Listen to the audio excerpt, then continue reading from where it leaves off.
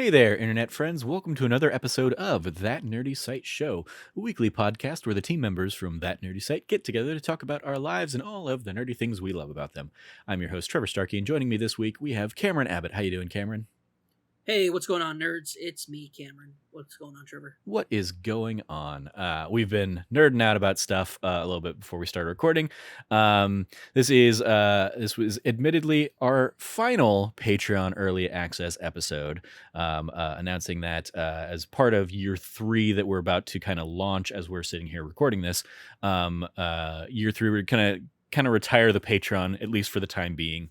We're very thankful to the supporters we've had for the last couple of years, but the amount of extra work that kind of goes into managing and getting everything uploaded to the Patreon is just kind of taking a toll in just the amount of time I'm having to put into everything. So letting that kind of drift away for a little bit is one element, but we're doing kind of one final Patreon early access episode here. So if you are enjoying this in the month of November, thank you again for your continued support in the last couple years. And if you're enjoying this at the end of November or anytime thereafter, we have a handful of other Patreon early access episodes that are public to everybody now, and you can go back and check out.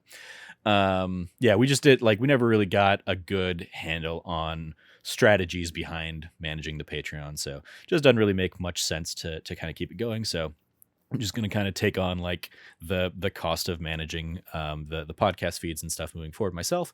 And as a result of that, some other kind of key changes that I want to throw out here as kind of an announcement as well are some of our podcast feeds will be retired at the end of 2021. Those are include That Anime Pod, That Wannabe Film Class, That Ultimate Video Game List Show, and That Conversational Podcast. Those 4 podcast feeds will be going away, but they all exist in YouTube form as well, so anybody can still kind of enjoy them there. And if we bring back or continue doing some of our active shows or potentially active shows like Ultimate Video Game List Show or Conversational Podcast, those will kind of just move onward in a video only kind of version of events. That said, we are also kind of continually percolating on new ideas that we'll be doing. Probably not going to have any launched here by the end of 2021, just because we're about to go into year-end game of the year, all that kind of conversation stuff and planning. But in 2022, we will potentially have some new shows in the works, one of which we'll be announcing as well on our kind of official November 1st podcast is Logan and I and possibly others will be going through every Bond movie, starting all the way back with Dr. No. Both Logan and I picked up the big Blu-ray sets of every James Bond movie. So we'll be sitting down and kind of watching through those. Me as largely a novice, I've watched the half of the Daniel Craig Bonds and all of the Pierce Brosnan, and that's about it. So it's going to be a lot of new stuff for me that Logan is probably horrified to see how I will react to some of his favorites in the Connery and Moore eras. But yeah, so we'll be doing that. That'll be a fun other show. And if you kind of want a sample of potentially what that's going to be like, we did sit down and record a No Time to Die spoiler cast that will be going live. That will be our November 1st episode. But this James Bond rewatch will be kind of an extra. Again, it's not going to be necessarily a dedicated podcast. It will be a video series that we will do likely starting in January, and it'll be just every week we watch kind of the next Bond in the chronological order and stuff. So keep an eye out and keep an ear out to That Nerdy Site for new projects like that in the works. Cameron and I were talking about potential other things that might be fun to do and that have been kind of in the backs of minds for a little while now, and it just might be time we can finally pull the trigger on those, but I want to kind of keep those a little more close to the chest until we have a better game plan for them. But with that housekeeping out of the way, I did want to touch on something. Yeah, sure. Also, for those of you out there who are maybe disappointed about that Ultimate Video Game List Show and that Conversational Podcast, these are these were unconventional podcasts that don't really have, I don't want to say competitors out there, but there's not a lot of places doing them like us. Mm-hmm. That being said, I did like if and when they do come back, they likely will also not be in the same format. Like we will likely be making some very serious changes to those formats because, as we've noted before privately, Trevor and I have talked about it. It's very difficult to, for that conversational podcast. It was very difficult to try to like figure out like what kind of direction to take that in when you're basically doing a random conversational podcast. Yeah. Like who do we bring on? Okay, well, what do I talk to them about? Mm-hmm. And it's like it becomes a very large question that is, sometimes you want to talk to somebody about something and they already have podcasted about it a lot or they've talked about it a lot, or they're not interested in doing that. Yeah. It's a hard, and then on the flip side of that, it's a hard ask to ask somebody to dedicate 10 weeks of their life to something. Yeah. I very much loved doing that Ultimate Video Game List show, and I would love to at some point in time bring it back. That's kind of been true, but with the pandemic and everything, I didn't have the energy to do it alongside the fact that I've been doing 3 podcasts a week all year long. Adding in a 4th one in there, even if it was just going to be a 10-week kind of like run, just became too much. So for my own kind of like time, it is just kind of formally saying like, hey, I'm retiring this. It might come out of retirement like a wrestling superstar or something like that down the line, but for the foreseeable future, it is not in the plans of coming back. But yeah, if I were to bring it back, I also would want it is a show that I originally started wanting to do video stuff for because I wanted to do a video version of that Ultimate Video Game List show that could better be like tracking every like the games that we were talking about and everything that was coming along, as opposed to just the static images that would typically go up on those episodes. So but yeah, and then that conversational podcast, like, it really just doesn't need to be a podcast at this point. It can just be if we do it and continue to bring it back or something, or just want to do one-on-one conversations with people, it can just kind of exist as a video. Doesn't need a dedicated podcast feed that we're paying into every week or every month, when we don't know how frequently we're going to be doing it or who we're going to be talking to and stuff like that. So yeah, just some kind of and then that anime pod and that Wannabe Film Class obviously have been dormant for a year plus. They ended when Christian and Ben and Chloe all respectively left, and with no real plans of doing anything with those feeds, it just kind of makes sense to kind of let them out to pasture as well, again, because we have all this stuff in video version. Even if there isn't a proper video version of the podcast, it's uploaded to the YouTube with the audio file and a static image or something like that. So they're all still accessible to people. They're just not going to be on your podcast feeds. But I also see that people aren't really like downloading those or anything these days. So no point in continuing to kind of foot the bill for those as well. But yeah. So for one last time, I want to thank our monthly Patreon producers, Pam Larson, Sherry Starkey, and Teresa Wilkinson. As I say in kind of the year 3 kickoff, that Nerdy Site Show, thank you very much to mine and Logan's family members for supporting at that level for as long as they have. It's of course been very helpful. But then also thank you to, again, all of our $1 and above patrons that we've had come and go over the years. Very, very appreciative. And if you are still with us, then you are indeed getting this a month early. You're also going to get pretty much all of the perks we have kind of in that every episode I'm going to upload to all patrons in this last month, rather than just like the $5 and above offering. So everybody at $1 and above will get the early access to every one of our episodes for this final month, before we turn the switch off for the foreseeable future. It may come back eventually down the line if we continue to want to try and grow the site and stuff, and actually kind of come up with a more dedicated game plan to supporting the Patreon. But for the foreseeable future, we're going to kind of let that go to rest. So with all of that housekeeping out of the way, the topic I brought to Cameron for this kind of final Patreon early access is the fact that I have in this last week gotten super into specifically Dimension 20's Fantasy High, which is their tabletop role playing from a lot of the college humor people / dropout people. And I'm about halfway through Fantasy High's series, first season kind of run, and I'm just like enjoying the crap out of it. And this combined with the tabletop elements in Life is Strange True Colors and Life is Strange Before the Storm have me very interested, more than I ever have been, in getting into tabletop role playing.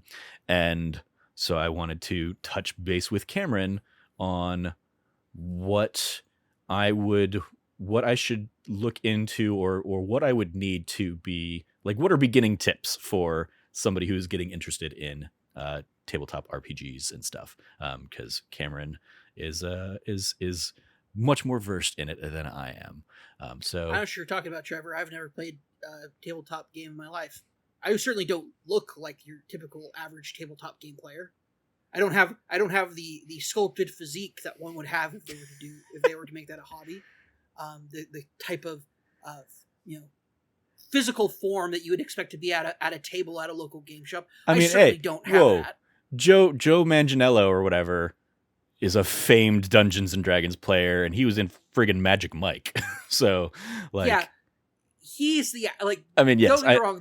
Let's be real here. There is actually that's two parts of a joke. Yes, I am somebody who plays a lot of tabletop games in the past, and of course, the pandemic has like skewed that very badly. But on top of that, also, like, there is no like status quo or atypical version of a D&D player, because tabletop gaming comes in all shapes and forms and sizes, races, religions, everything. It's the most diverse hobby that's out there. It's incredibly cool. Joe Manginello is very famous for running, like, he is D&D. He is the Hollywood poster boy for D&D. With his infamous games that he's run for numerous celebrities, long-standing campaigns with people including, like, The Big Show from WWE, and Vince Vaughn, and all sorts of people over the years. Like, he's just had this like really long epic game that he's had people come in and join for certain periods of time. It's been pretty nuts. But so he's done that. But then you also have people like Brennan Lee Mulligan, who's been doing it for Dimension 20 for the last few years, who's been running campaigns for the better part of 20 years. You have Matt Mercer, who founding Critical Role with his friends, originally off of Geek and Sundry stuff, to establish their own company and become their own corporate entity, where now they are putting out a animated show of their like original party, I guess, like the original like first season. Like, there's all sorts of stuff that's happening in regards to that, like that it's massive as far as like the different variety that's out there. Yeah, I mean, like, I remember like the first one I remember really kind of like seeing break through on like a regular basis was like something like Critical Role, but then I was also seeing like Harmontown started popping up because I was a huge fan of Community, and so I followed Dan Harmon, and seeing like those kinds of like things, just being like, oh, that's a really cool thing that like that's taking on a life of its own. I see the Outside Extra and Outside Xbox people doing their own like D&D game. Like I've seen like so many people in like our kind of sphere. I mean, like, even the like back when like Kind of Funny and Critical Role had like a little crossover like one-off thing was a ton of fun. So yeah, it's definitely like become like a new hotness kind of thing that I mean, like, I joked a couple weeks ago on Twitter when the most recent, like the third campaign of Critical Role started up, and just my entire timeline turned into like Critical Role spoilers, and just seeing everybody kind of react to the new character introductions and all the elements of that, just being like this has reached a critical mass. I've been watching a ton of these dropout videos and actuallys and stuff like that. Maybe I think now's the right time for me to hop in. And like, so yeah, like 4 days ago or something, I watched like the first episode of Fantasy High, and ended up staying up until like 3 a.m. that night watching the first two. And like in Cameron and I were talking a lot about that second episode in particular before we started recording. I was laughing my ass off so much so that I was like laughing and then going into coughing fits. And I woke up the next morning with like a very like sore throat that kind of had that feeling of like I had coughed so much that it shredded a little bit of my esophagus, and like I was tasting blood and stuff like that. And I was just like, well, that's probably not healthy, but also like a testament to how much I was enjoying those episodes and laughing my ass off. So, and I've just continued kind of watching that when I could the last few days and having a great time with it. So yeah, like this, there are elements where I'm like, I think this could be incredibly fun, and like certainly right up my alley, but I've never really delved into it. Apart from, like I've mentioned this to you before, I played like one, like I started like one campaign or something like that in like fourth or fifth grade at a friend's house where his brother was basically like the DM, and we basically spent like 2 hours making the character things, and I don't remember anything else about that. Like I don't remember anything past that and making the thing, but I enjoyed like that element of it enough that I would go on and just kind of like at home I would like draw maps of like fantasy worlds and stuff like that, and I would kind of create character class sheets and stuff that I just never did anything with. It just kind of like sat, like I would go through kind of all those steps and have fun with it, but I didn't have like people to play D&D with, so I never actually got into it. And then video games continued, just being the dominant hobby of mine. So yeah, that's kind of like, that is the extent of my history, really. The watching the Fantasy High is the first time, apart from that kind of funny episode, that I've actually sat down and like watched tabletop RPG. So yeah, it's but like at the same time, like you and I have talked about in the past, like, what if we were to try and do a That Nerdy Site like tabletop RPG, what would that kind of look like? How would we make that work? Because as you kind of touched on, or as we've alluded to, like both Frank and Jazz very into to tabletop stuff. So like 4 of the 5 of us would seemingly be really game for something like that. Yeah. So Yeah, so like just to try to get it to kind of give my background on it. I was introduced to Dungeons and Dragons when I was in the 7th grade. And when I voiced interest in it, I was immediately shot down by my parents, who were like, that is, they were still like chock full of rural America. Like, so that's a heretical game. Too much demon stuff in that is that the kind of No, I wish it was just that, because there's plenty of other stuff. My parents were like, my parents are of the opinion and belief that, like demons, as well as far as like dark things, do exist, because they're literal believers in the Christian religion, as well as the dark side of that religion as well. So they're fallen angels. Got it. Yeah, they're fallen angels.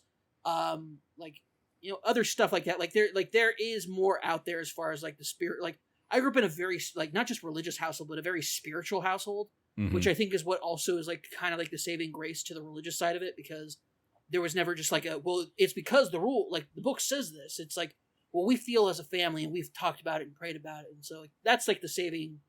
Funny enough, I said that. No pun intended, but the saving grace of like my like religious experience growing up is I knew that there was like an actual like real heartfelt like thought put behind certain decisions my parents made, even though I didn't agree with them. So I came from that background, but my parents were so when D&D was blowing up, my mom's from New York, my dad's from Vegas. They met in college, got married, and then not long after getting married, they moved to this small town, because that's where my dad got a job teaching. In this small border town between Arizona and Utah called Kanab, and it's a small sleepy town, like a sleepy mountain town, just like we moved out of there when I was like 6 months old, but like we went back all the time to be like see friends and stuff, and it was like, it's one of those like classic American sleepy mountain towns. But that also meant that like during the height of D&D during the 80s, my parents weren't seeing the, oh yeah, no, it's like a club at their school that they go play, and it's like a game where they of the imagination, and they do that, like the very simple explanation of D&D. Instead, they were hearing the horror stories of the guy whose parents like threw away his books, so he took an axe to him. Tom, like, never forget, Tom Hanks, American sweetheart Tom Hanks, starred in a movie about a guy who, because he started playing D&D, went insane and started thinking he was in the fantasy world of his D&D campaign. Like, that's a real thing that happened. There was a very like strong anti, like, because part of this stuff was like, you know, if you look at it from the aspects of, you know, how big modern day fantasy is, it's like, well, yeah, of course, there's like a play, like a tabletop play game of Lord of the Rings or something like that. These are massive fantasy properties. Back then, that wasn't the case. So these things making their breakthrough, if they had been in like a more suburban place or a more urban area, they would have been like, oh, this is just like a game that people play, and it's about the imagination. Instead, they were hearing these like horror stories in their small mountain town about how we got to keep Dungeons and Dragons out of our small town. You know, it's like the moment we let a pool hall get into town, all of a sudden all the kids are not going to school; they're going to the pool hall. Yeah, very Music Man. Got it. Very Music Man. Small towns. This is what happens when there's nothing to do. People make up things to do, to like and deny people things. Yeah, no. So like my parents came like, and then so when I was like, oh, Dungeons and Dragons, that's cool. My friends are talking about wanting to play that at school, and my parents are like, that's the devil's game, and you're not playing that, Cameron. And so it's like, well, fine then. I don't play Dungeons and Dragons.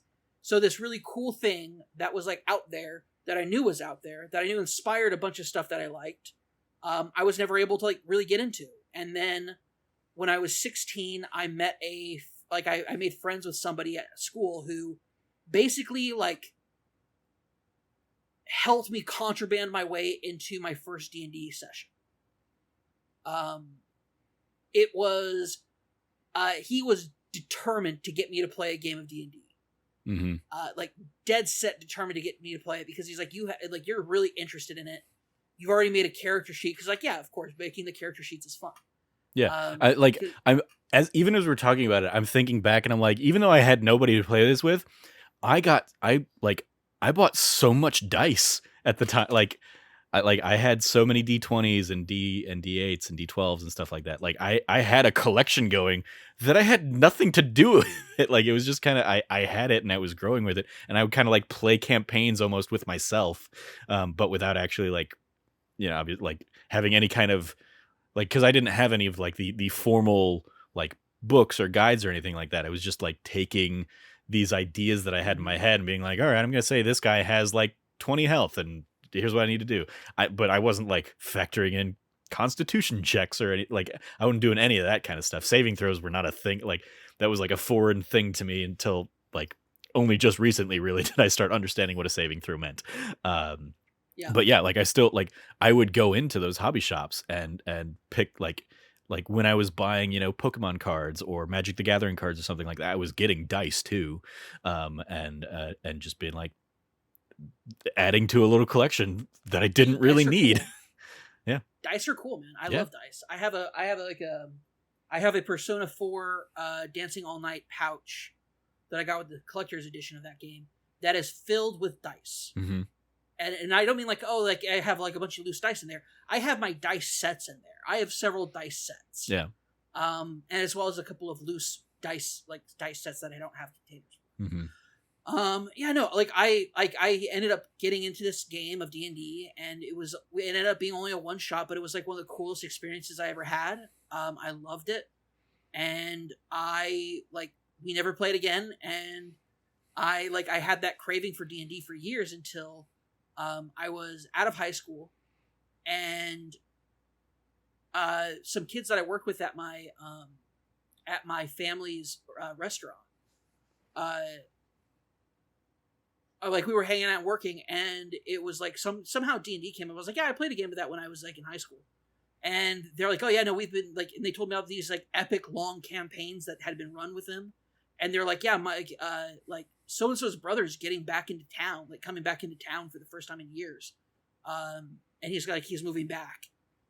He used to run our games, and they were the best. And I fell in with him, with their brother, who became one of my best friends, my roommate for a long time, Nate Johnson, who was just a really solid dude who, like really was the one that like got me formally into D&D, where we played a long campaign that was filled with adventure and heartbreak and frustrations. Like frustrations, not because like, oh, he's being a dick as a DM, but just like the campaign informally ended, because basically we got to a point where it's like the campaign was pretty much like on its way to be finished, but we had ended up in a circumstance of a fight where I had used a magic item to essentially ensure our victory, and like make sure that everybody survived and got out of there, but at the cost of basically becoming the sworn enemy of another player, our party's leader. My former podcast partner Chandler Duggar, who for back in Naughty Gamers, he was like, I basically used a magical artifact to become his arch enemy that he would kill on sight if he saw me. And so my character had to depart, and we're like, you know what? This isn't where we really thought we would end things, but let's go ahead and just do a new campaign afterwards. After that, because like we're all like at this level now, and things are kind of getting like really like awkward as far as like the in order to make monsters strong enough for us to be a challenge to us, and kind of like the homebrew powers that a bunch of people had been given. It was just like not being super great as far as like that goes. And so, yeah, it was, but I'll never forget, I rolled a nat 20 on a platinum dragon. We were fighting, and a silver dragon. And I, like critically wounded it. Like I rolled a nat 20 on it, but I had a weapon called the Vorpal Sword, where it cuts off, or will attempt to cut off the head of any creature that you roll a nat 20 on, as a magical effect of it. That's what it does. There was some like basically it was like you can't actually do that, but because that's actually not what the sword's supposed to do. He's like I probably told you that offhand, and I didn't mean to. I apologize. He goes, but you basically do like an enormous amount of damage. How do you want to do that? And I basically my character was a rogue. I snuck up behind the dragon while my friends were fighting it, and we're like getting wasted by this dragon. I'm like, I'm not getting anywhere near close to that thing, because like I don't have it. Like I saw it almost like one shot our barbarian with his massive amounts of health. I ain't going anywhere near that. So I found out like what the situation was, went up behind the dragon, climbed up its back, up to its head, and I took my swords, and I stabbed it in its eyes. And then the dragon responded by flying up in the air, doing a somersault. So I failed my my athletics check to hold on. So as I'm free falling through the air, as it's somersaulting a second time, it like turns in the somersault, so it's heading face first, and basically headbutts me and runs me straight into the ground. And I had -9 HP, which in 3.5 meant I was still alive, but on death's door. And then the next turn, somebody was unfrozen, and they used a magical item to summon a genie, where they just wished that the dragon was dead. And so so a genie fought the dragon, but because of all the damage that had already been done to it between our wizard Bendolph, who was my friend Ben, who named his character Bendolph after Gandalf. Yeah, got it. Bendolph was also 7 feet tall, like a 7 foot tall black man who was just like that. And my friend, of course, was not that at all. But he was like the most badass wizard of all time, and he one time got shrunk to the size of an inch but he read the rule book and realized that if he was only an inch tall, his armor class shot way up because it was harder to hit him. And so he decided, we're like, okay, Ben, we're going to return you to regular size. He goes, actually, guys, I'd prefer to stay an inch. Because he goes, my spell sizes don't change because of this magical effect, but my body size does. So we had a inch tall wizard named Bendolph who rode around on the back of his familiar, who was a orangutan named J-Bone. And he would sometimes when we were going to combat, he would hide inside a little cavity in our one of our golems that somebody had made.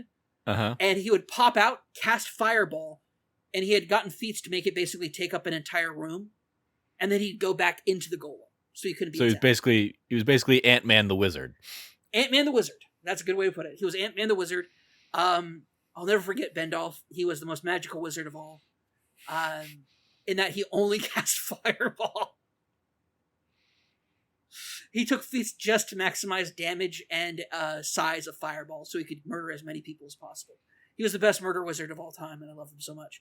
And the reason why he was black was because my friend had done the primer paint on him, which was just black paint, like black spray paint, and had decided he didn't want to spend time actually like he painted the clothes, and we were all like struggling to paint like skin tones on our characters, and he just decided, I don't want to paint a skin tone on my character. He's black. It's like, there you go. There you go. It was like, but it was just so much fun having so much like cool, like, so that was like my first campaign. And then from there off to the races. I've played numerous D&D campaigns. I've played homebrew systems. I created my own, my entire own tabletop game called Alistair Manor that I ran for several weeks. That I think is still up somewhere in podcast feeds somewhere if you look for it. Alistair Manor was a mix of Persona meets like Harry Potter meets all sorts of cool stuff that I had put together for this stuff, and it was like a really fun campaign. And it ended because one of our players joined the Air Force and moved to boot camp. So and he was also the person who hosted it. So it was like yeah, okay, we can't really keep running it. And then everybody got busy with other stuff, and other things happened. But yeah, I've played so much D&D. I've played so much different tabletop games. So I have a deep love for this. It's really an art when it's done on like a serious level. But I've also often found that people who take it too seriously aren't fun. And when you're not having fun, your game sucks. So always try to have like elements of fun. Yeah, so as I've been watching the Fantasy High stuff, I like took a break and watched like an hour conversation between Brennan, the DM of that one, and Matt Mercer, of course, DM of Critical Role, and it was them talking about creating a setting, a D&D, a tabletop campaign setting kind of thing, and in there they just kind of talk about just good general rules of thumb, including like, hey, like make sure you have a conversation with like your players to make sure that like you're all trying to get the same thing out of this game, because like what might be fun for you might not be the kind of game they're looking for and stuff like that. Like if you want to get super in the weeds on like the economy of your world or something like that, and your players just want to go and destroy things, like make sure you find the right balance of that. And yeah, if like, it should always be fun, like that. You should always be trying to like lead with fun is kind of the mentality they were talking about. I was like, that good strategy. Absolutely. And I like, cause I know like, even when we've talked about it in the past, you've talked about the idea of like, whether or not we would do this as a show or not. But like, the idea of a session 0 that is just like everybody getting around, doing the character class stuff, and coming up with like, what does everybody want out of this campaign, so that you can kind of like build a game from there, and kind of put everybody's kind of like give everybody kind of what they're looking for, so it becomes fulfilling, and it just adds to the engagement of everybody involved. Out of session 0 is perhaps both one of the most important sessions and one of the least entertaining sessions that you'll ever see. Like session 0s often don't get posted or put up by different groups because it's just people figuring out the mechanics of how their group and campaign is going to operate. Often, Mhm. sometimes that's a little bit of spoilers that people want to avoid. Other times it's a matter of like just where like people have concepts and ideas that you think, oh, that's really awesome, and then halfway through they scrap them. So that's totally normal to happen in a session 0. A session 0, though, I always liked having a session 0 because, especially with new players or players that aren't, whether they're new or it's their first time playing like that system, because sometimes people get into tabletop gaming, they get in through like Vampire the Masquerade, or they get in through other systems that don't exactly one-to-one match D&D. Mhm. And so they come with a character idea, but they don't know how to apply it into like the D&D system. And so you kind of like figure that out with them. And I've also dealt with people who were like, I really want to play D&D. I don't know where to start. Like, I don't know how, like, I don't have any idea or concept of what I want to do. And so from that, with those people, I like, and you asked, where's the first place you should generally start? 1 second. Okay, Cameron is getting up, and I don't know if this is part of the show, or if I will need to edit this out, or if he's getting a prop. A little bit of a prop, but also an example. Yeah. What I'm holding up for audio listeners is the, let's see here. D&D Player's Handbook. Yep, the D&D Player's Handbook. This is where you start. A lot of people. You're mirrored in the video version, so okay. like it's That's fine. fair. It's you can read it, and that's why I explained it. But yeah, D&D the Player's D&D Handbook. Player's Handbook is your number one place to start.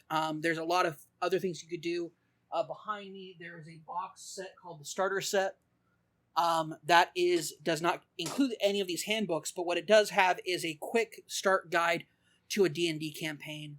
And not only that, but it contains the D&D module called the Minds of Fendalver, I think, or Fendalver. Mm-hmm. Either way, it's a really great starter campaign that can basically fit tons of different settings, or if you want to go for its home, like its actual like intended setting, it takes place in a very rich D&D world.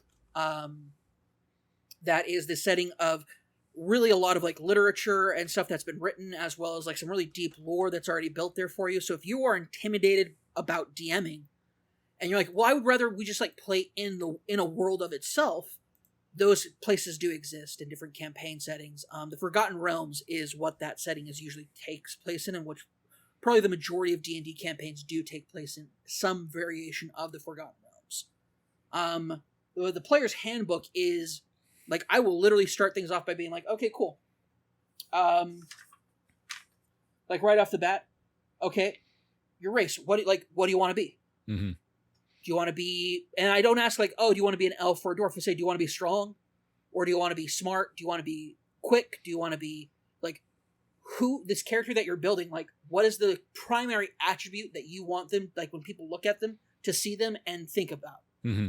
And from there, if they're like, well, I want them to think that I'm strong, I'm like, okay, well, there's a couple of races. You could just go human, but you could also go dragonborn. You could go half-orc, like, you know, big, intimidating in their stature. Mm-hmm. And it's like, or like, oh, well, I want people to think I'm dangerous.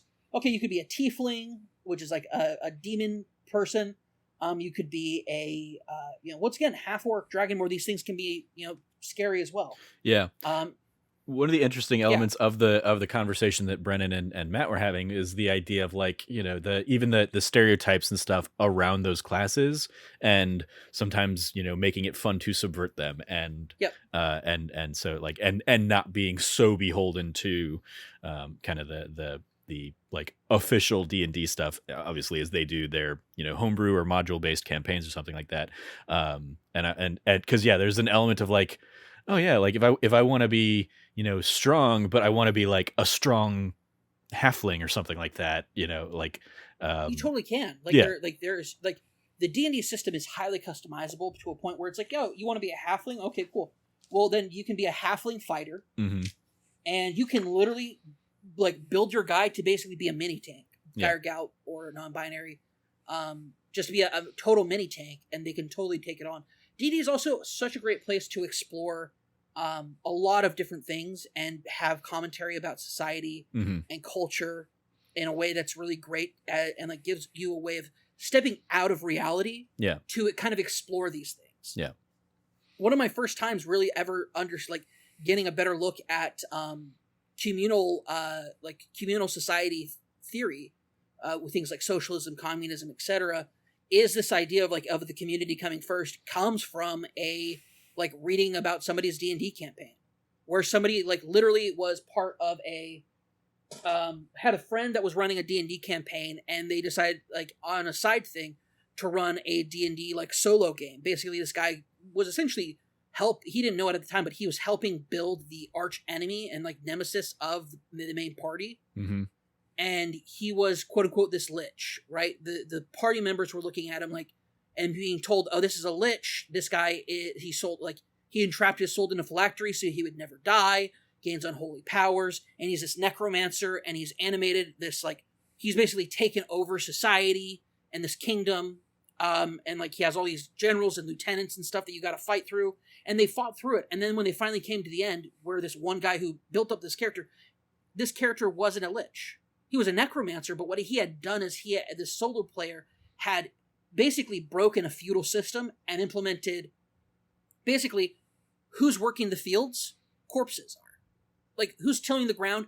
A skeleton is tilling the ground. Mm-hmm. They're doing this so that it frees up the populace, the people, to pursue art and scholarly aspects and basically ending the feudal system that everybody was living in. It was and automation, but for the Middle Ages.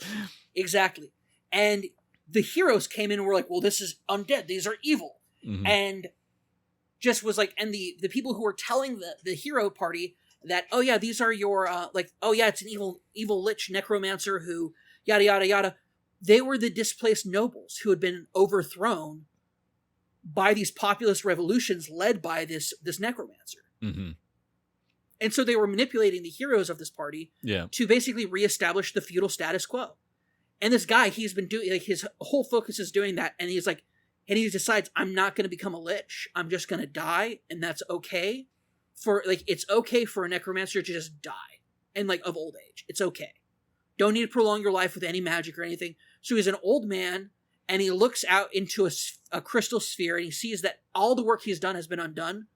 His apprentices, his friends, his colleagues have all been murdered by these heroes because they were the evil generals and lieutenants of the Lich. Yeah.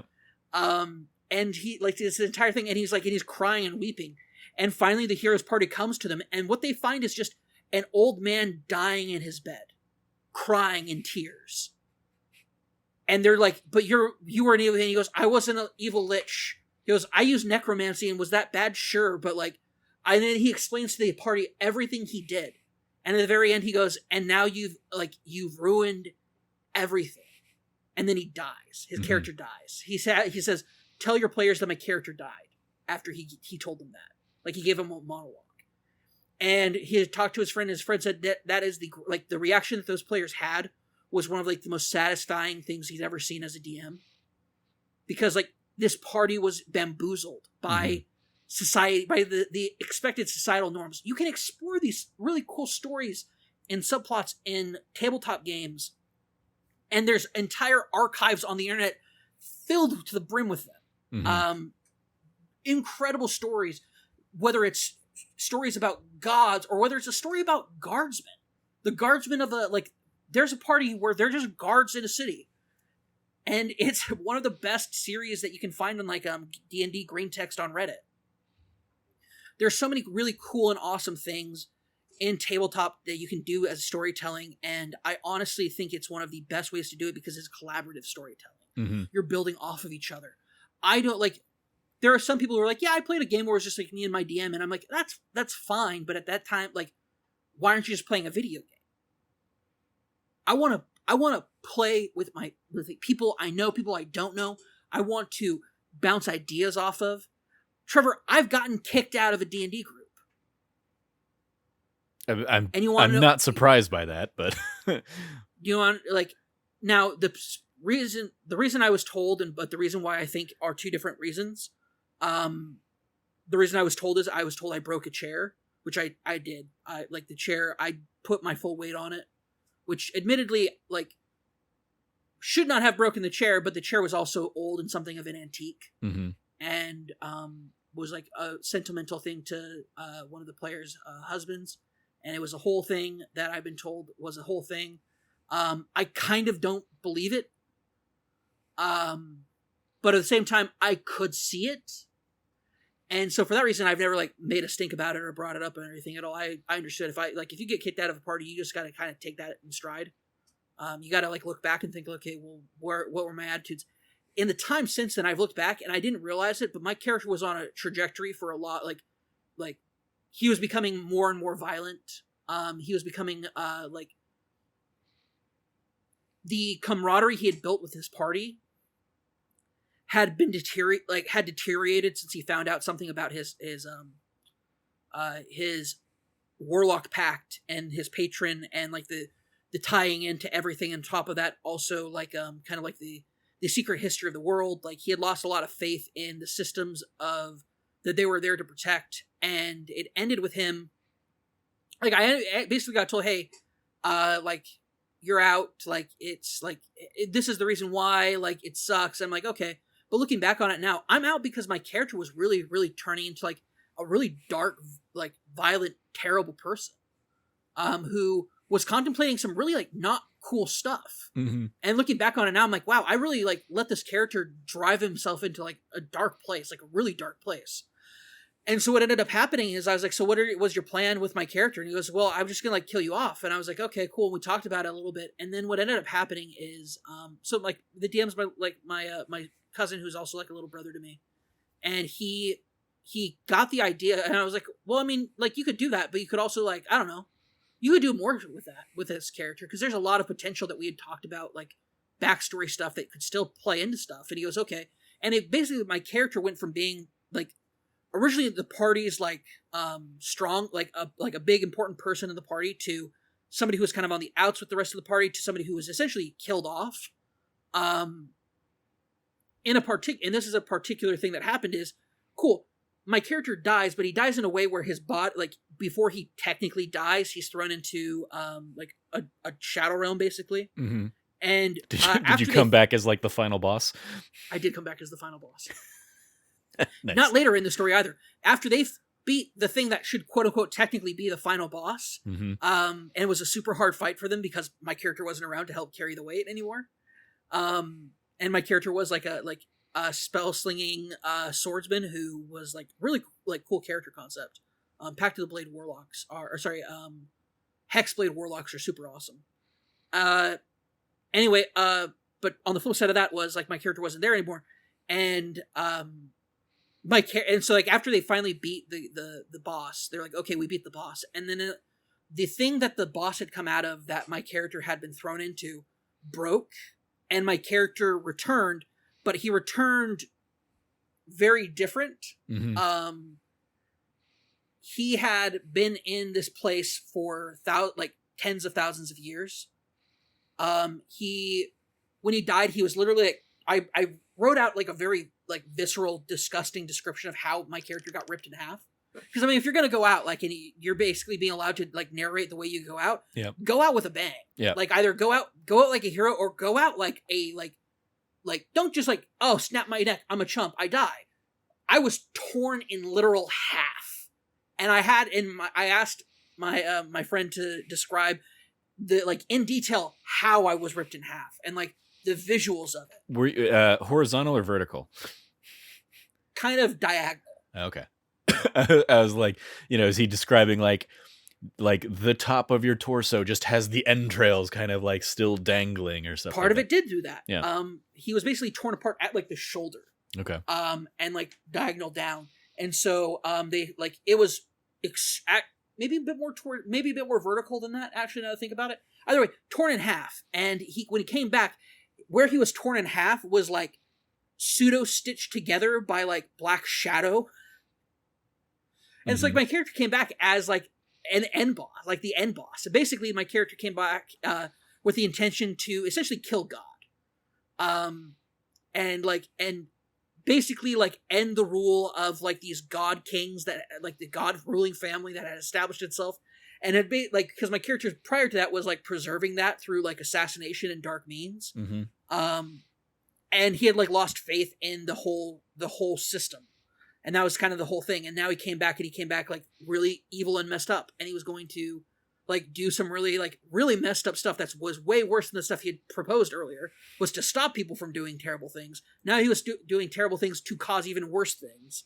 And my character ended up becoming like this really cool big bad end boss who one day I'm sure will be killed by this heroic party of my made up of my friends and family that I think are just like the coolest people in the world. So yeah. So here's the thing. That's a story about me getting kicked out of a party, and then instead of being like, "Oh, you're kicking me out! Oh, I can't believe you're kicking me like it." Sometimes you just don't mesh. Sometimes the character you made isn't a good character for the fit of the feel and vibe of the game, and people want to have a change of the vibe of the game, and so sometimes that means you have to bow out. Mm-hmm. And I feel like that's what was asked of me, and I did, and I was rewarded for it by helping create with my with somebody who I love dearly, who's the DM for that game. End up crafting an end game narrative that was super cool and fun for the players, because they now have a end game villain who's not just like some legendary bad guy. The end game villain is a person they knew, Mm-hmm. is a person they know was a good person, but was falling down this spiral. And then they're also like some of the characters like, maybe we could have done something to help him before we got to that point. Like, it was a really cool evolution for their characters to go in, and the direction that it set the party going forward. And I loved here. I like most people when they get kicked out of the game probably don't want to hear about how the game's going. I always wanted to hear how that game was going. Mm-hmm. It was just it was such a fun thing. So even in like what is quote unquote one of the worst things that can happen to you as a player, you get kicked out of a game. I have such an amazingly positive experience with that. And here's the thing: if I had a different character, and I'd been playing a different character, that probably wouldn't have happened. But then they wouldn't have had a kick-ass final boss. So who's like, and also it's like, oh cool, my character like turned around and decided to start killing God. Cool. Rad. Nice. Yeah, so it's fascinating because I love hearing stories like that, and yeah, I love the ideas that this stuff can kind of delve into. One of the elements that has admittedly been like a level of concern, I guess, Mhm. is I remember in college I auditioned for, and I was basically invited to join the improv troupe at ASU as like an understudy kind of thing. So I would go to their weekly rehearsals and stuff like that. But improv is like I am not in my comfort zone in improv. I have gotten better with it over the years, and compared to like people I interact with in like the normal business world of things, I'm like leaps and bounds just because I have a theatrical past and can like do the basic yes stands and stuff like that. But that's an element of just like performance that I've always been a little like standoffish towards. And obviously like you are crafting like a largely improvised story in this kind of setting. And so that's certainly an element that like I'm wary of, but seeing like how some of that plays out in like a fantasy high kind of situation and stuff like that, it's like I imagine it can be an incredibly forgiving kind of like environment, assuming everybody's there to have a good time and stuff like that. Like you can kind of throw out an idea and people are either going to be like, yeah, and let's maybe try and come up with something else, or they'll be like, I mean, fuck it, let's try that. let's see what that does. And so that's certainly an element that gives me pause, but I'm also like overcoming that pause, I think, and that concern.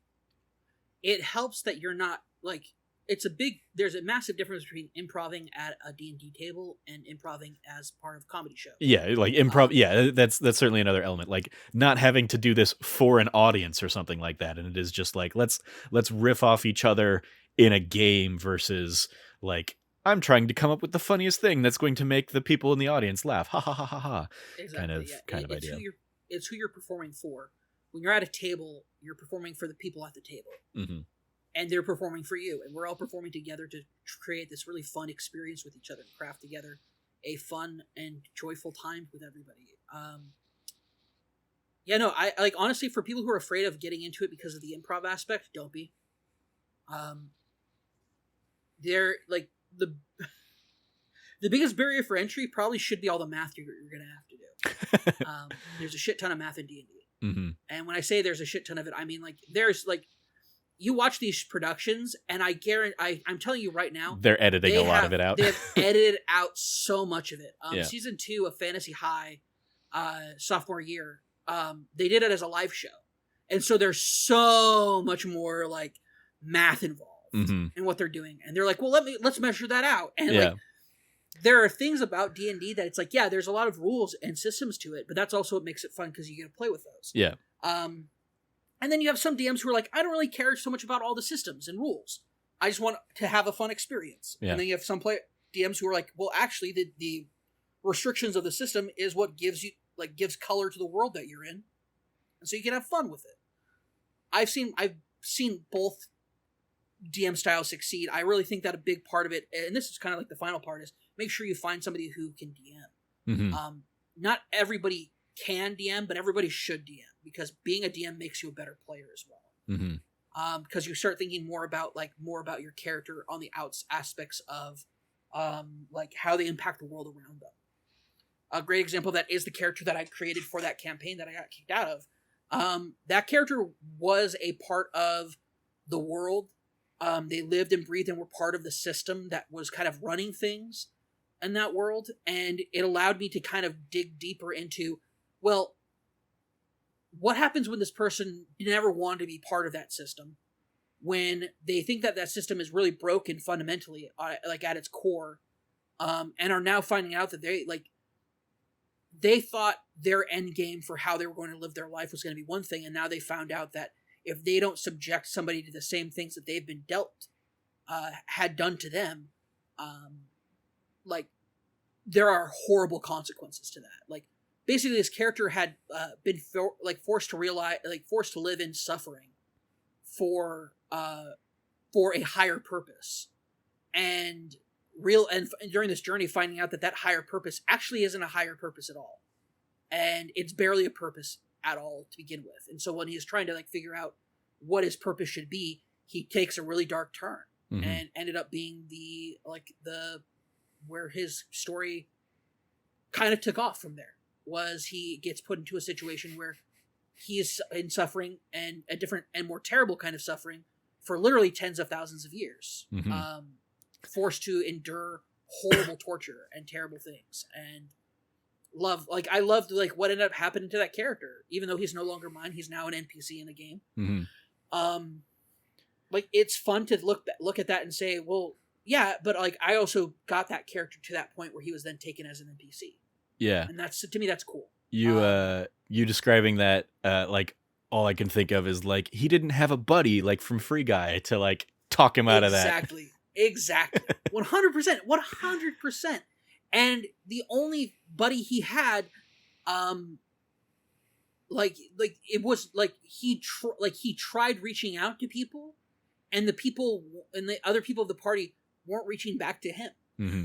In a fun way, in a very different kind of weird way. The people that he and the thing is, he did form relationships with the people in the party, but the things had turned for him as a character to a much darker place, and I felt was very reflective of. And here's the thing. It was very reflective of kind of my own personal experience of realizing that a lot of the things and beliefs that I had as far as, governance and politics and structure of how I think the world should work was built on a lot of fallacies, and finding out the truths behind them and whatnot, and coming around to a different way of thinking. And I am very lucky that I was able to explore kind of these darker tones with this character, even though that led to his demise. I had a very fun time with it, and Mm-hmm. I really don't regret that. So even like I said, I've had this should have been the worst. That should have been the worst experience of my tabletop career. I should have looked at that and been like, oh man, because at the end of the day, I wasn't kicked out because I was an asshole. Mm-hmm. As a player, as a person, I wasn't kicked out because I was an asshole. I wasn't kicked out because of that. Maybe I was. They told me I was kicked out because I broke a chair. So who knows? Yeah. But I will say that I look back on that experience very fondly. And I think that there's a lot that I learned as a player from that, because that was the first time I'd been playing after I DM'd for many times. Mm-hmm. Like there's so much about that experience that I learned so much about it being back to being a player. And so being a DM, like getting into, and here's the thing, everybody should DM. If you like, I have friends who Just want to like play D&D, everybody should work in customer service. Everybody should be a waiter. Everybody should DM. Yep, everybody should DM. And I don't mean like you should have to do it for your group of friends, but whoever does it is going to have a very rewarding and cool experience. Or you're going to realize maybe your friends shouldn't play D&D. There was somebody, one of the questions that they kind of like responded to in the Brennan and Brennan Lee Mulligan and Matt Mercer video was like a DM that like is dealing with their friends and it's like trying to pull teeth to get their friends to like engage. And I love the suggestion that they gave of like, well, if you really need them to, get into that kind of stuff, like bribe them with it, like, have them come up with character, one sheets or something like that, and the best one is going to get this extra reward or something like that, and play with them like that. Give them something tangible that will help incentivize them to get into it a little bit more, or have those conversations with them. I want to, since we're kind of floating around this, do you prefer being a player or a DM?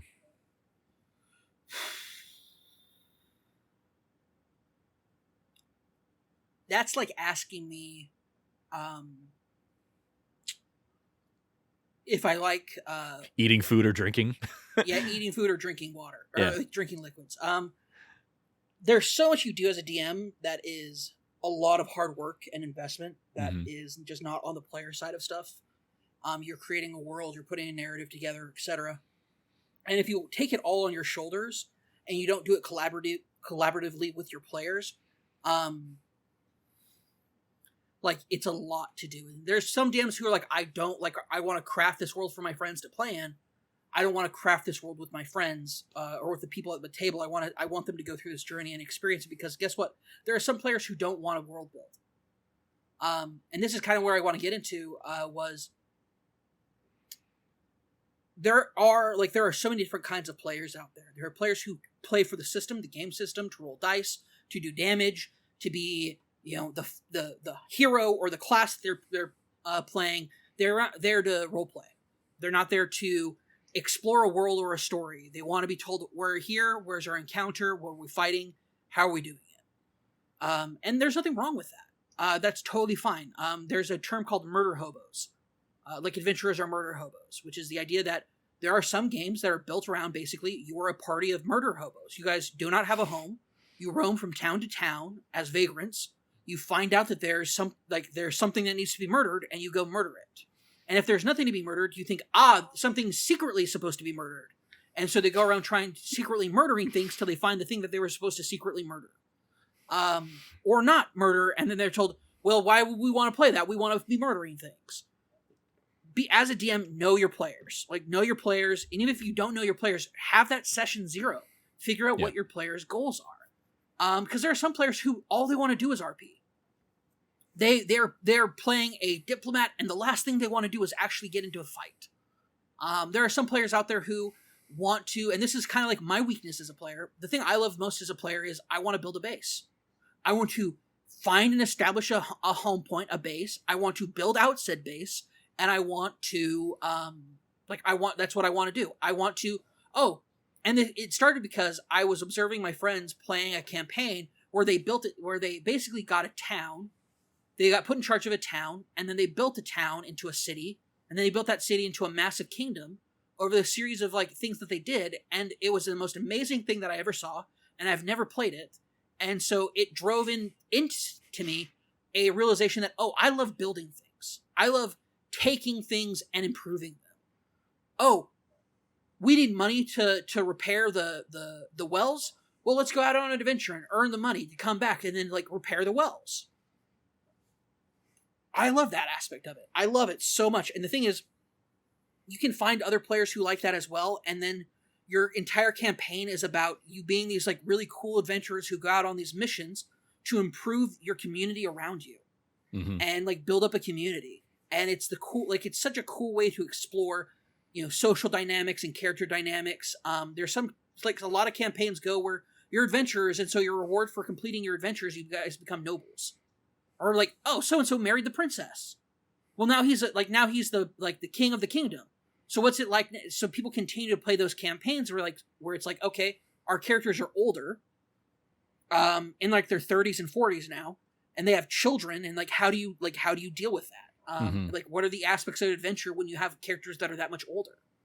A lot of these campaigns go on for years. Like, people have campaigns that they've been doing for years on end, where they were sent on a simple quest, and because of all the adventures that they've gone through, the side quests, the characters they've met, the unexpected happenings that happen during an adventure, it takes them 10 years to complete this incredible quest that really, on paper, you'd be like, well, you could have gone from A to like point A to point B and been done in a couple of months, but they didn't play it that way. They did these long, extravagant workarounds to try to do things, and but it's about the journey, not the destination. And that's probably like another note that I would say if you're DMing, make sure that the destinations are great, but the journeys are worth the travel. Yeah. You kind of talking through that, I'm curious if you were familiar with any examples of this, but like it just like dawned on me, I think a really interesting approach, certainly that I would not have the wherewithal to do or anything like that, but would be like a game like where everybody has a comfort level with DMing, and like, every session somebody revolves and it's a new DM each time, kind of. So it's that like I'm going to tell a part of a story and then I'm going to hand it off and somebody's going to tell the next part of the story, and so on and so forth. I would be curious if there are games out there that do that kind of thing. There are. Yeah. There are games that do that. There are systems like that about that. I'm not too intimate or familiar with them, but I do know that those systems do exist. Yeah. I fucking love this stuff, man. I love it so much. And the thing about it is, like any great hobby or pastime, unfortunately it has a lot of like really terrible people associated with it. Whether it's gatekeepers, like, I'm going to use this term, but I don't mean it like as a haha funny. I mean it as in like what it's actually meant to be, perverts, like people who use these games to try to force people to deal with uncomfortable situations. Whether it's they are making their game very sexual for a group of people who are like probably not okay with that, or let's talk. I'll throw this out. The subject of rape at the table. It's sorry, trigger warning for everybody out there. Like, rape is a part of fantasy. It's a part of storytelling in a lot of different genres. Fantasy is no different, and there's no stranger to a tabletop. Sometimes characters' background is that they were the product of rape. Like, these things happen, and the only time I have used it, I did not end up using it. Because I never realized that there was a distinction from the concept of rape occurring or happening to actually trying to explain what was happening to my players. I was like, okay, and I set up the situation. I set up like what was going on, and then when I was going into like what was actually happening in that situation, I realized I couldn't, and I started breaking down into tears. And I was like, this is such a weird, like, this has never happened to me before. And I'm in tears because I'm trying to like get out the words about what's happening here. But all I can think about is what I had like planned to have happen, and trying to explain that to people, try to like say something like that was something that I didn't realize. Like, I'm like, oh, I'm really repulsed and like deeply sickened by what I'm saying, what I'm trying to tell them is happening here. Like, because I'm viscerally like creating this in this world, in this environment that I've made, that I've been telling and walking these people through for a couple of weeks now. We've gotten to a point now where I've gotten to something that I can't tell them is happening, because the thought of it happening really makes me sick to my stomach. And I realized and my first thought was like, is this my limitations as a storyteller? And then I realized, no, I was inserting. We've had a conversation about using this this concept before, which is people using something traumatic and awful and terrible as rape as like flavor to something. Yeah. Where it's like, this is a terrible, horrible thing, and guess what? I left that realization thinking, in this world, that doesn't happen. I know people are like, well, that's not realistic. I don't care if it's not realistic. It doesn't happen in my world. These things don't happen. If you want to say like, oh, it happened as part of a backstory, fine, maybe. I don't like it. I don't like it. I don't want it in my world. I don't like the idea the concept of it is there. The actual like bringing it to life in my stories, in my storytelling, no. I don't want to. I don't like the edgy storytelling part of me is not allowed to have that. Is not allowed to like use that. That's not something like, if I want to add drama, I will add actual drama. I will add actual stakes. I will add actual like things. I had set up something that in my mind was like, this is really terrible, so it'll motivate my players to want to like rush in, because before they're sneaking into the space very quietly. This is a situation that they'll see this is happening, they'll rush in, and the intention is for like alarms to be thrown up because they had to make a conscientious decision whether or not to save these people or not in a fast enough, like, their gut reaction will be to charge in there, head steaming, guns out, guns blazing, right? Like that'll be their reaction to it. And that's what I want. So like they have to make a decision about that. Mm-hmm. No. I ended up realizing I don't want that decision in my world. This is something that's really terrible. And it's made like like I said, conceptually as a storyteller, yeah, I can put that in there. But if I'm actually at the table and I'm explaining to you what's happening, I feel sick. I feel sick to my stomach trying to even just like form the words in my mouth. I can't. I can't. And that's something that, so when I say perverts, I mean, there are people who get into that situation and feel the complete opposite. Mm-hmm. Yeah. They realize that there's an uncomfortable subject matter and they will drive it home.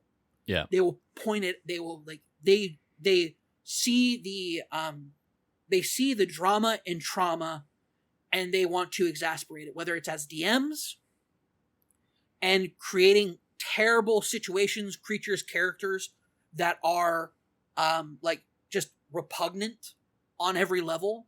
And then you have players who, yeah, well, of course it's going to happen. That's what happens in real life with people. And like, well, I'm just doing what my character would do. And it's like, cool, guess what? Your character shouldn't want to do that because that doesn't happen. Get the fuck out of my table. Like, get off my table. Like, get out of here. I've heard so many horror stories of people who have been chased out of tabletop games by people who, and I'll be upfront about this, misogynists will use traumatic situations and scenarios to purposely trigger trauma in people, or not even trauma that people have dealt with, but just uncomfortable stuff that people don't want to deal with in a tabletop game, and use it to drive people away from the game. Yeah, I think that speaks to, again, that the importance of that, like, session 0 of like we should all be on the same page about what kind of experience that we're going into. If you're ever uncomfortable, like, speak up and we'll take that feedback and address it and not like it, like, learn from it. Like, I mean, even in Fantasy High, like I just passed a point where like somebody was referring to something, very nonchalantly as like, like men or whatever. And somebody at the table was like, and women, and in characters like, you're right. And women, thank you for calling me out on that. Bill C. I Caster. appreciate that. Yeah. Yep. Yes. Yeah. Bill C. Caster. Yeah. Guess what? This old dog can learn new tricks. Exactly. Yep. Yeah. Like, and that's a great character moment for Bill to be called out on that. And then instead of being like, well, I'm an old person and I will do like, people, kids these days, millennials, feminists, yada. Just, you know what? You're right. I'm sorry. You're correcting me. And I appreciate that. I'm taking that into full consideration. Men and women.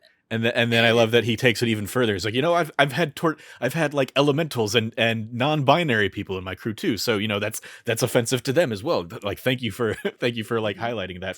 Like, I had a tornado as one of my crewmates. Like, and I love that.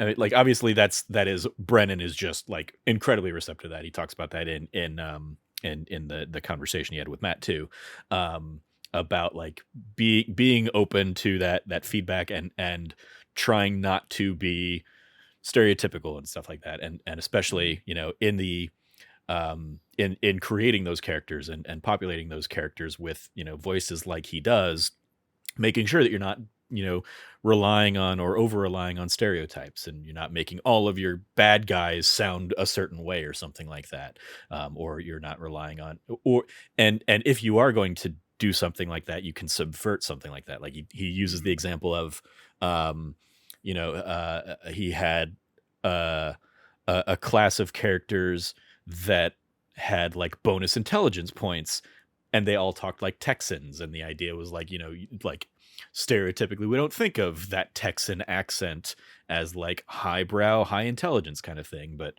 everybody out there talking about solving portal realms and stuff like that, but in a Texas accent is an interesting like approach to that, and causes you even in the smallest of ways to examine your personal biases in those kinds of conversations. And so I love hearing that very personal anecdote from you that kind of like reflects that, of like this approach to storytelling helps you realize your own comfort level with certain topics and certain ideas, and where you can or can't go with those things. So very cool. Because I've read from other people. I've read books and literature and stuff that had that kind of content in it. Mm-hmm. And like at the time I was like, this is gross. I hate this. I don't like this at all.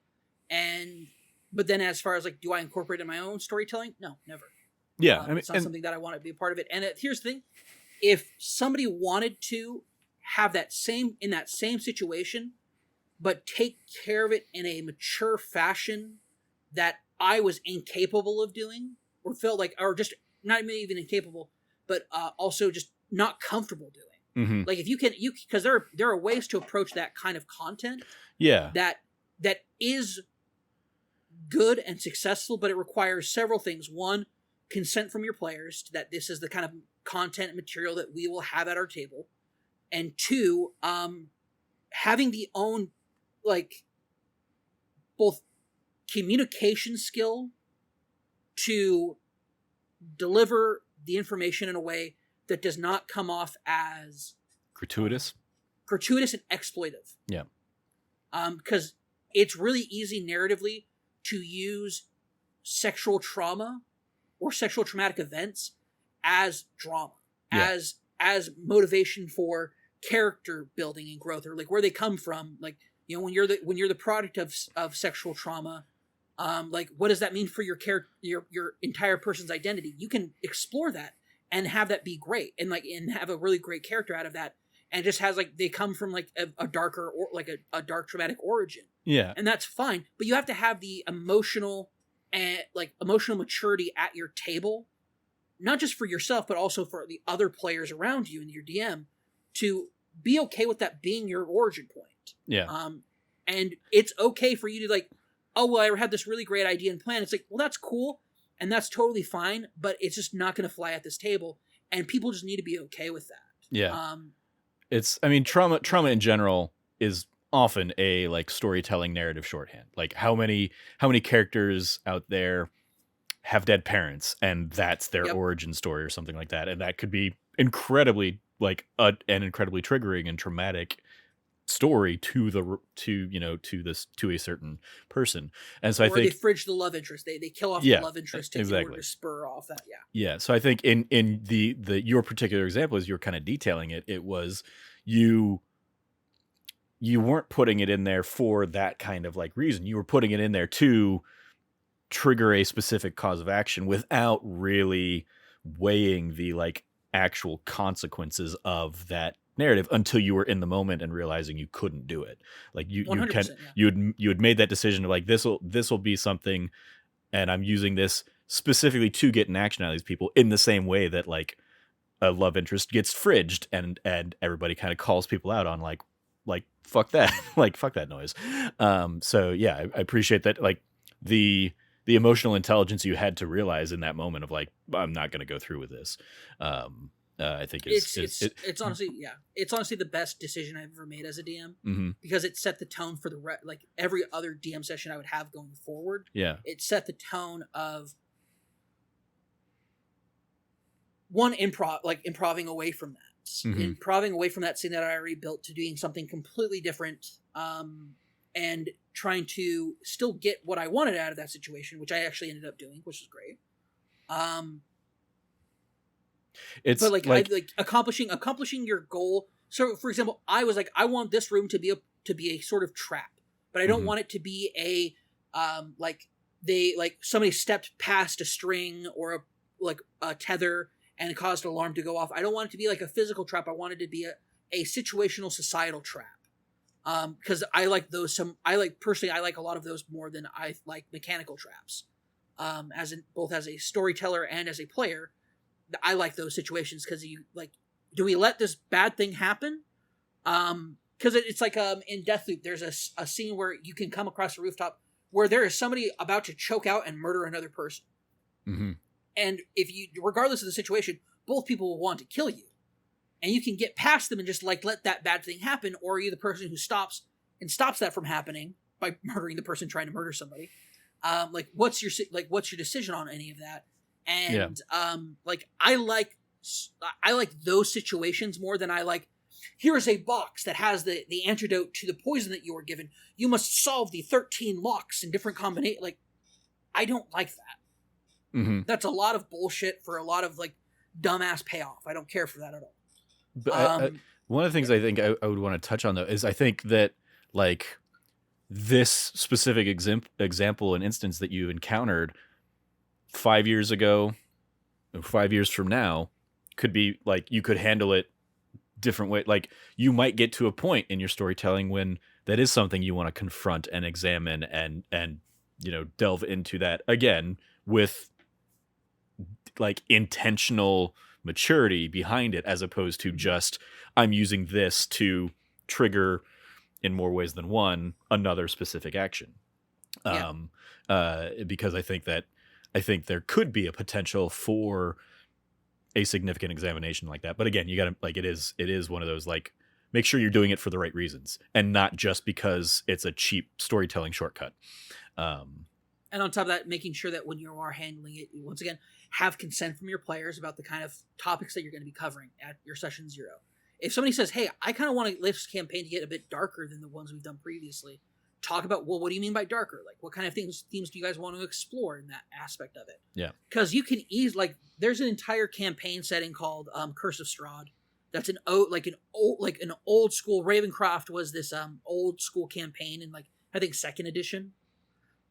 D&D that was a homebrew thing that went into the stratosphere as being super popular, has essentially a Dracula XP called Strahd, and now it's been re-released as the Curse of Strahd in 5th edition, and the amount of people who are just I want to fuck that vampire in their games, and it's how do you handle that? How do you handle that when you have this isn't a good dude by any stretch of the imagination. You're not gonna fix him. Mm-hmm. You're just gonna it's a whole thing that entire parties have been wiped because people got horny for Strahd. Yeah. But what if you roll in that 20? You're gonna have mind-blowing sex, and then he's gonna kill you. Yeah, pretty much. Yeah. That or he's gonna be I'm in love with you. You're gonna stay here forever. And I keep you forever, and then I murder all your friends. That happens in times. It's people being horny for Strahd has caused more player wipes, I think, than just about anything else that I've heard of, anecdotally from players. And so. But that's the whole thing. It's okay, we're gonna do Curse of Strahd. Okay, well, is anybody here gonna want to actually are you is anybody here seriously thinking about fucking Strahd? Yes, okay, we can plan around that. That's fine. Mm-hmm. What kind of situation you want? But that's another thing. Who here wants to actually do we want sex at our table? Do we want people to even in passing saying, oh yeah, you boned down with the princess or prince or whatever? Do we want to and what level of content do we want to explore with that? Because there are some tables where they get gratuitous, but guess what? Everybody there is okay with that. They've agreed to it. There is a consent from the players and the DM, and they're exploring that together. And you know what? That's not for me. That's not my shtick. That's not my deal. I don't like that. But good for them. They'll go with it.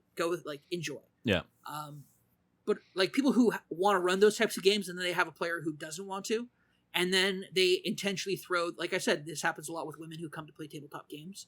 They get thrown into like really disgusting, gross, perverted situations that they have to deal with, like serious perversion and like misogynistic attitudes at a table.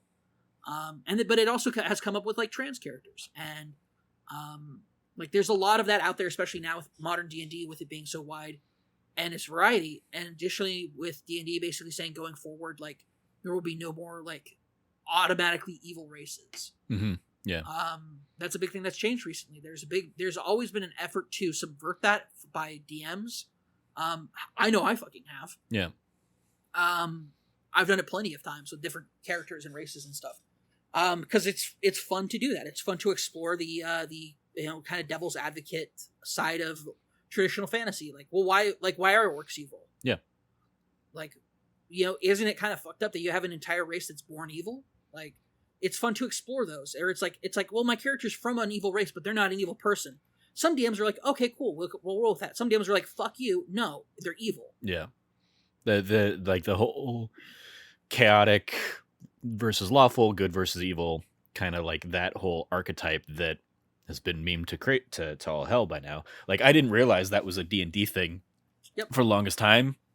Until like finally piecing it together, and even that, like I look at that, I'm like, oh man, that's like if you get stuck, like that seems like such a restrictive element of storytelling. And I appreciate that as the game has evolved, it's become less and less, prominent or less and less, a stricture, and you can kind of bend it and do what you will and stuff. The thing to point out about that is, it's to the point now where there is another meme that is a joke about lawful good players, where they're actually called lawful stupid, because they are so like, well, it's the lawful good thing for me to do, even though it's the stupidest thing I can do.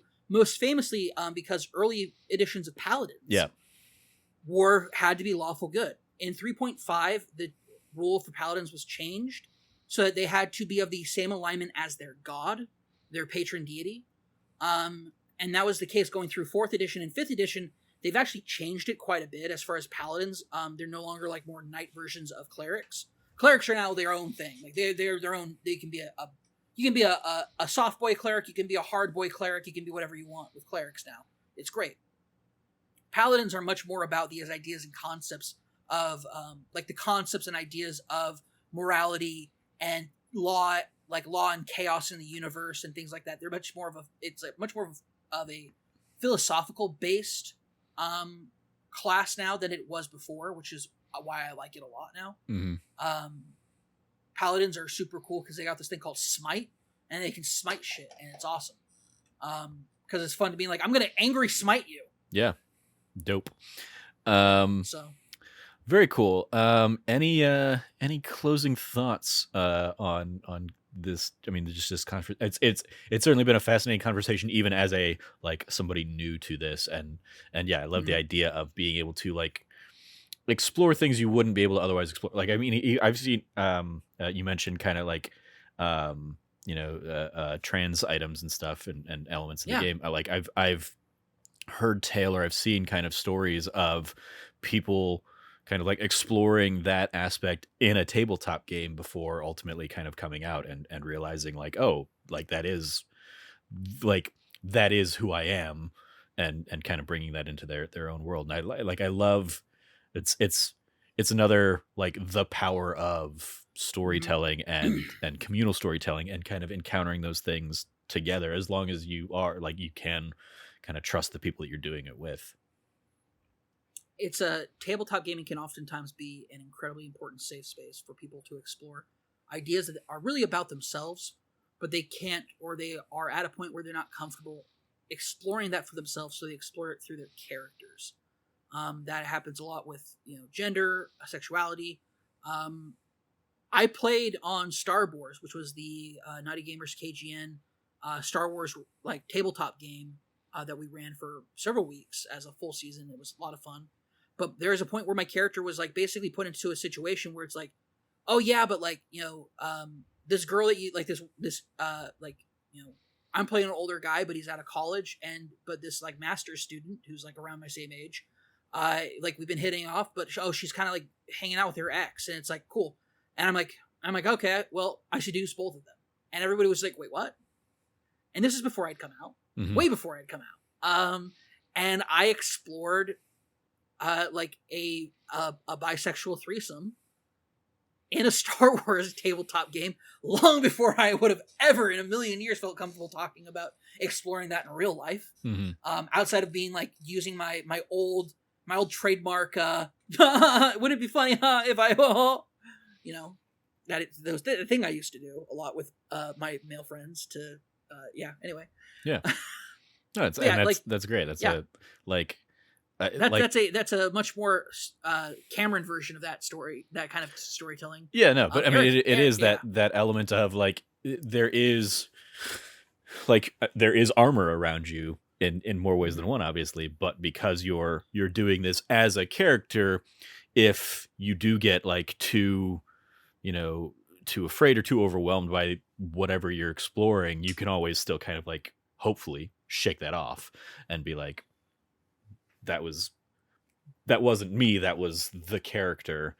Even if there is an undercurrent of course it's always an element of you because you are the one making those calls and those decisions and stuff like that. So yeah, it's been fun to look back at my previous like tabletop characters that I've made over the years and look back and be like, cool, let's find the queerness in my characters.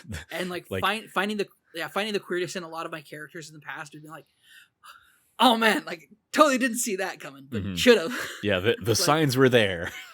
Yeah, as I like one of these days when my family's more comfortable with it, I want to play the game of like signs you should have seen coming, or signs that you should have seen it coming, and like just go through like we have like I have a photo album over there where there's some photos of me basically like putting on drag makeup, and it's like signs we should have seen that something was coming, like right, like things that we should have been like, hey, maybe that's a sign of something. I went back and I played that with my D&D characters, and it's like, I have played so many queer D&D characters.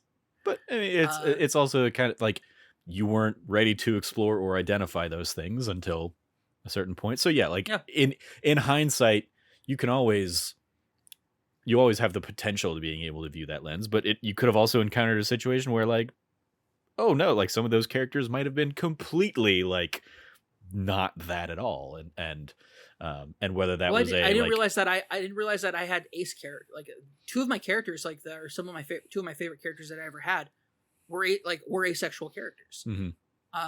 They just were not sexually interested in anybody, and part of that was the kind of game we were playing, where like interpersonal romances weren't really a thing happening. Yeah.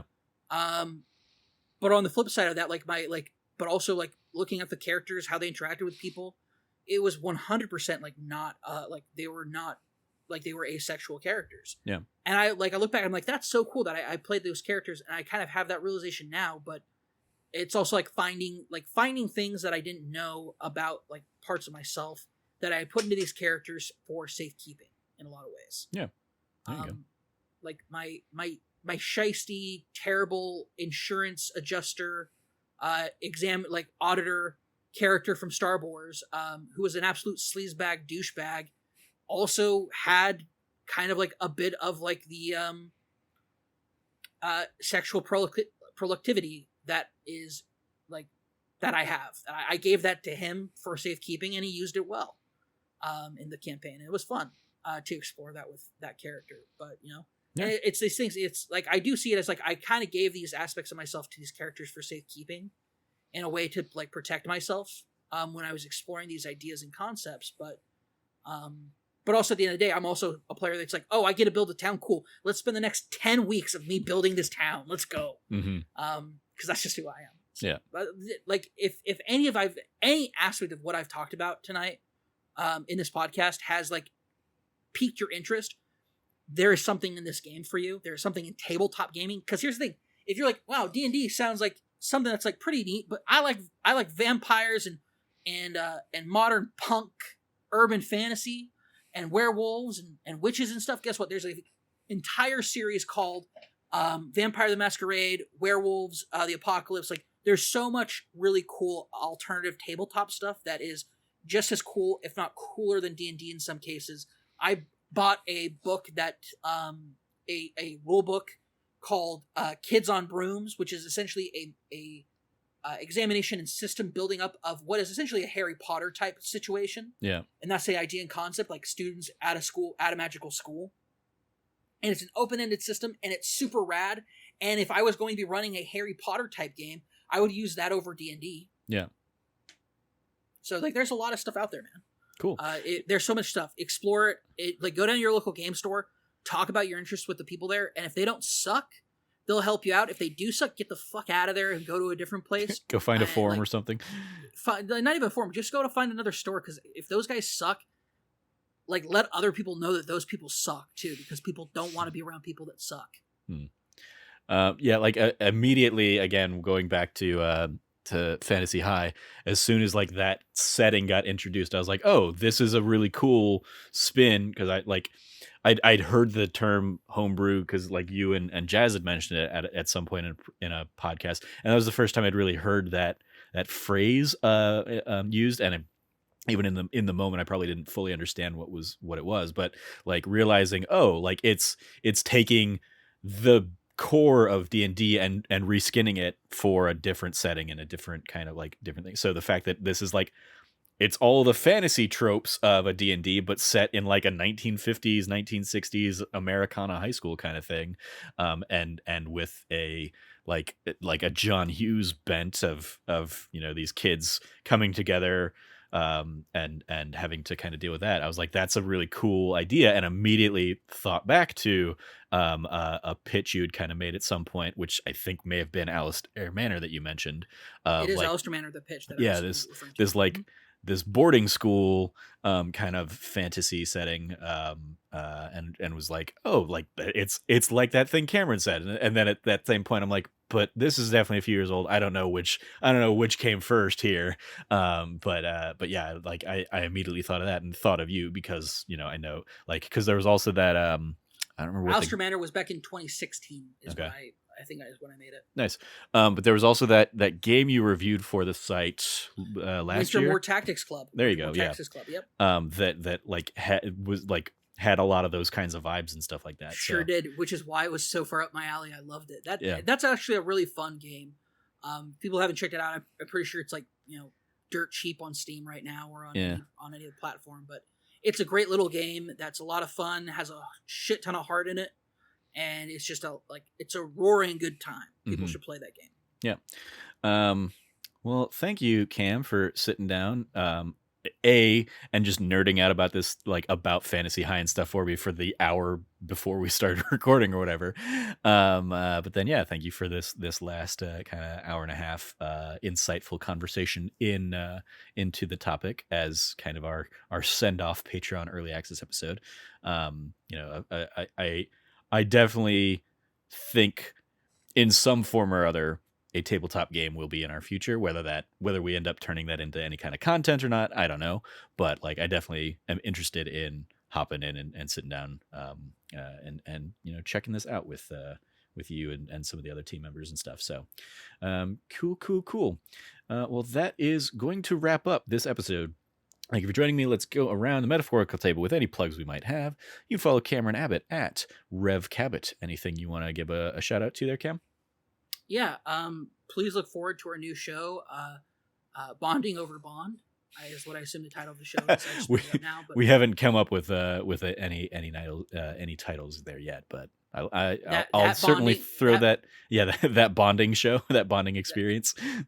That bond experience. You could call it the gold, like that gold bond experience. That gold bond. Yeah, I've definitely like pitched segments to Logan, like the Dr. No corner or something like that, where I try and stump Logan with a piece of trivia from the movie. Oh, you could call it Man with a Golden Trivia. There you go. Yeah. So Man with a Golden Gun, Man with a Golden. Oh, Man with something like that. You can play with it. Mm-hmm. There's a whole lot of puns you can do with Bond, because Bond is built off of puns, because Ian Fleming was an 80-year-old dad when he was like 20 when he wrote the books, and he was also a like roaring and terrible misogynist who can get fucked while he's lying in the dirt dead. Fuck you. All right.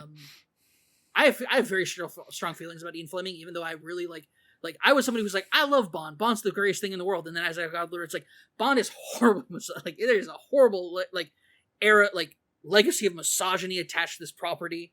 But god damn it, it's fun. Yeah. Casino Royale is still up there as like one of like a great cinema experience.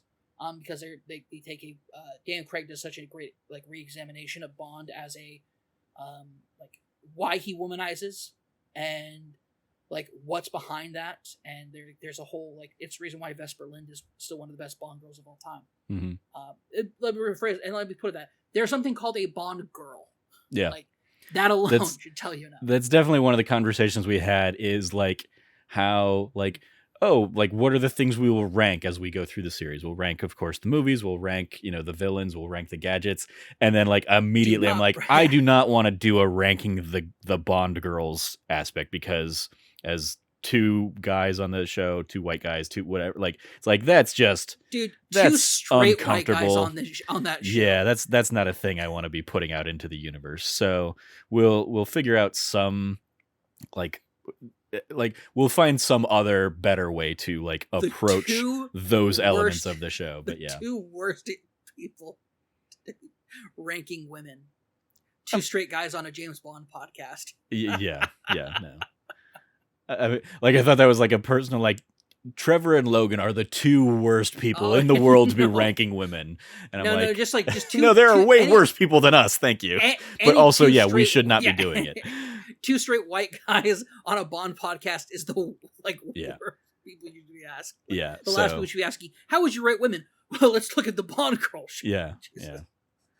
That's definitely a. But like, I mean, you'll find that on a myriad of other podcasts out there, I'm sure. Oh, and it's like, 100%. Man, if there's a Bond podcast elsewhere, they 100%. You guys will probably get raked over the coals. Why aren't you ranking the Bond girls, huh? Yeah. Because we're not a homo misogyny. Fuck off. Yeah. You follow me at Trevor J. Starkey, and I will echo that, like not the whole rest of that, but like echo the sentiment of like keep an eye out for the new stuff we have kind of whenever it may see the light of day, as well as just kind of keep an eye out for all of our year-end / game of the year stuff that'll be coming out here in the coming months. God, there's still so many games to play. I fortunately don't have too many on my list that I still want to check out. I'm behind though. I'm behind. I'm barely about to start Tales of Arise. I need to play True Life. Life is Strange True Colors. Life is Strange True Colors because apparently it's really fucking good. So I got to play it. I really enjoyed it. I really hope everybody plays it. We can sit down and finally do a spoiler cast on it. Yeah. I couldn't finish playing Life is Strange 2 because it's just like every single fucking chapter broke my fucking heart into a million pieces. And I couldn't handle it. This, I will say, Life is Strange True Colors, it's certainly it might have some triggers for you, and I'll check in with you kind of when we wrap up here, just knowing your personal kind of history and stuff, but it's I also would look at it as the most hopeful Life is Strange at the end of the day. So I mean, it like at least that was the experience I had. I suppose it could also be like incredibly dark and damning and stuff, but has the potential at least to do that. Anyway, check out all that stuff that we have kind of in the works. You can find all that over at That Nerdy Site or go to thatnerdysite.com for all the latest from us. Once again, if you liked what you heard, actually, I don't think I said this at the top of the show, but if you liked what you heard, please rate, review, like, subscribe, share the podcast with your friends, all that fun stuff.